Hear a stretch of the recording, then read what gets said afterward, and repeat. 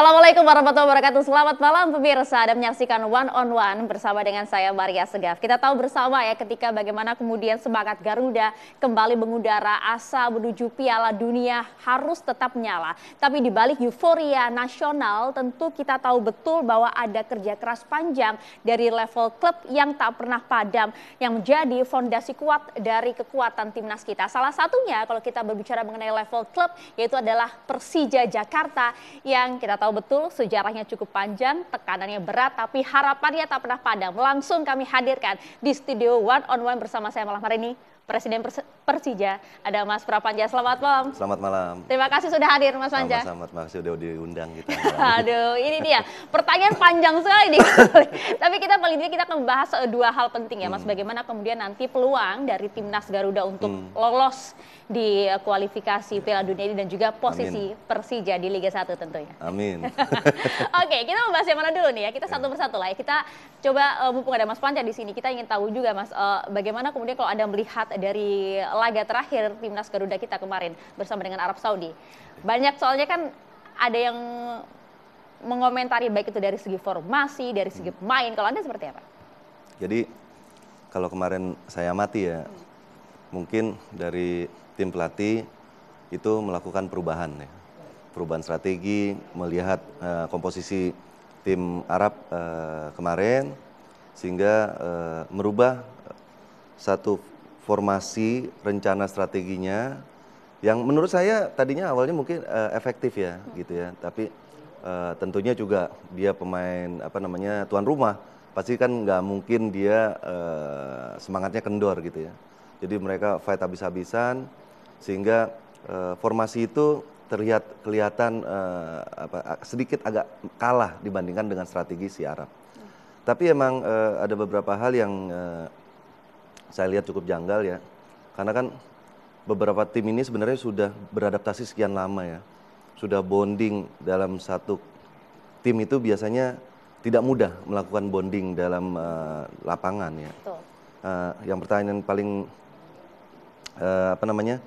kita garis bawahi itu kenapa? Ya saya ini subjektif ya, bukan karena saya Persija, Rizky Ridho sama Jordi Amat di Persija ya, tapi kenapa tim yang itu sudah begitu bondingnya sekian lama selalu ada dan selalu bisa membentengi semaksimal mungkin pertahanan terakhir kita itu nggak dipasang. Itu pertanyaan pertama. Ini bukan karena ada di Persija gitu, tapi itu juga pertanyaan banyak pihak begitu. Mengapa Rizky Ridho juga nggak dimasukin? Iya, kan? itu kan maka itu jadi pertimbangan-pertimbangan itu yang mungkin dari yang perlu kita lihat dari pelatih, apa sih yang waktu itu mereka lakukan untuk melawan tim Arab saat itu, sehingga kita mungkin terjadi kebobolan, terus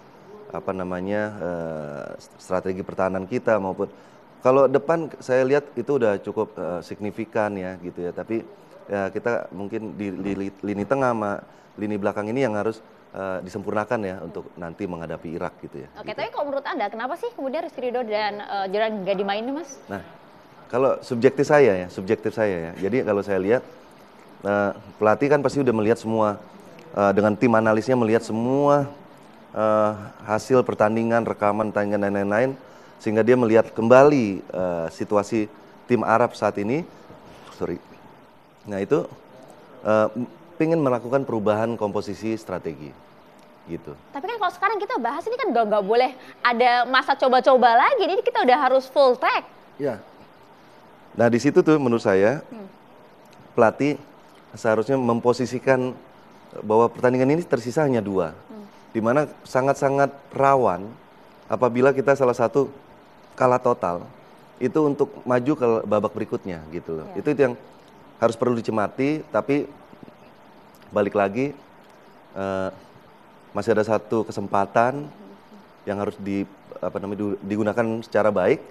Semoga kita bisa belajar dari kesalahan yang Arab inilah gitu. Ya, termasuk juga ada yang mengomentari soal bagaimana formasi kemarin yang strategi yang dipakai oleh Calvert ini dinilai cukup aneh begitu. Mengapa aku tidak menggunakan formasi di mana pada saat kita melawan Arab sebelum sudah terbukti begitu itu sangat efektif dan bahkan juga bisa menghadang gol dari tim Arab begitu. Menurut Anda seperti apa?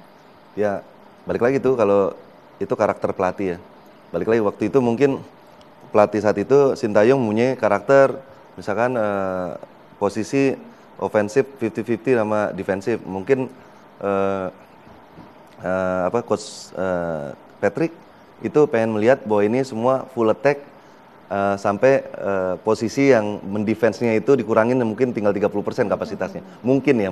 Karena ini kan beda pelatih, beda tangan, beda gaya betul, ya, gitu ya. Beda racikan lah ya. Beda racikan gitu. Termasuk juga kemudian banyak yang menduga-duga jadinya Mas Panca begini.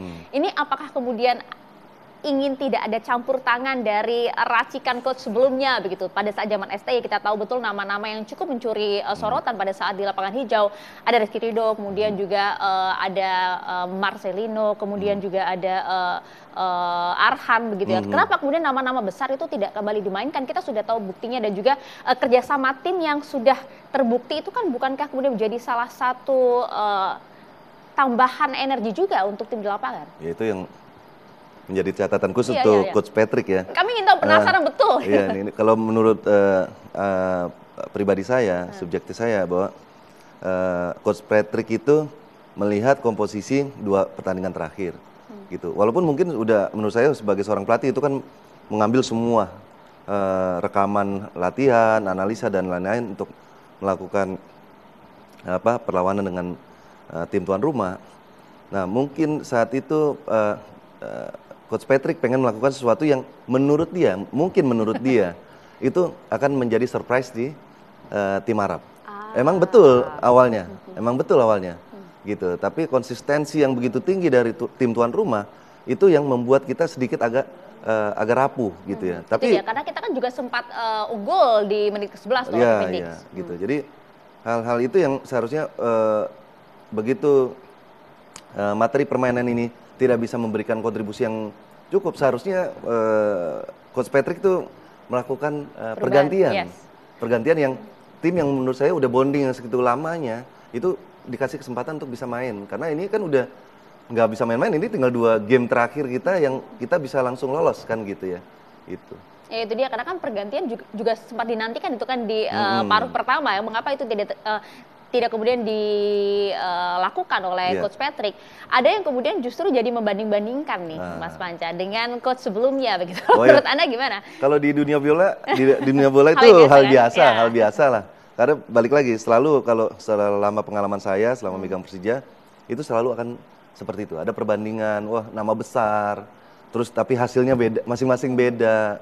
Kualitas pemain yang begitu, oh ini pemain kelas atas, tapi begitu main itu karena nggak bisa bonding jadi beda juga. Nah itu hal-hal itu yang non teknis ini juga harus dibenahi nanti nih untuk persiapan melawan Irak. Gitu.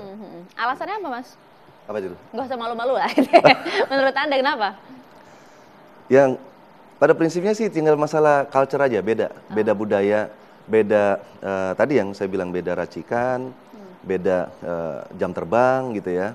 Ya kita mesti sadari Pak Sintayong punya jam terbang mencapai World Cup ya di eranya, dan Coach Patrick itu juga mempunyai jam terbang tapi belum selevel sama STY. Itu berpengaruh ya?